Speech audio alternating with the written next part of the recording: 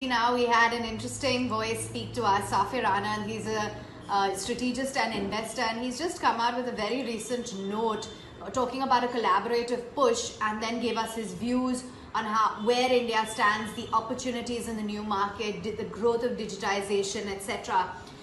So just going to walk you through first up what he spoke of in his latest note. He was talking about how when there are examples of companies like Uber and Airbnb, their success was based on a layer of factors and a series of factors beyond just their own. There are a lot of external factors that can drive the business essence, many subterranean layers of collaboration that come together to give a business its thrust, such as for Airbnb and Uber, the social and behavioral change, that the fact that it's no longer risky to sit in a stranger's cab or to live in a stranger's home, the growth of the mobile industry, how making tech has become very accessible on mobility, and of course then the ability to link payments through a network or through an e-wallet, essentially digital payments. So all of these factors combined, put together, the collaboration of all of this is also what leads to the success of some of these companies.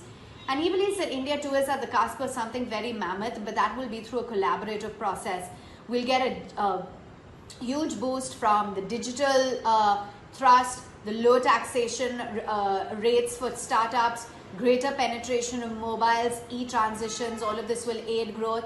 So there'll be a confluence of tech along with the old economy, companies, and that will really boost overall opportunities in India. In fact, he believes that the digital sphere will add immense value to India, and that public sector, insurance and banks can see this collaborative impact really coming through. So today we spoke with him on the channel a little bit more about that note, and here's what he had to say. He said that this digital revolution is definitely underway in the country, and that there's a huge digital transformation that's taking place in India, and a number of factors are contributing to this growth. So, he spoke of how the rise of Uber, payment gateways, all of that has hinted that there are strong possibilities in the digital space. Technology as well is likely to lead to a seminal shift across industries, and tech is going to enable the operational efficiencies across sectors. In fact, Safir also said that there has been an emergence of MSMEs in India in the last few months, and all of that has really been aided by tech adoption. The sustainability of business as well is gaining traction. He's extremely positive when it comes to the prospects of a company that's listed like Max Healthcare that he spoke of. He believes it's a good example of a company or of a business that is taking advantage of the tech push.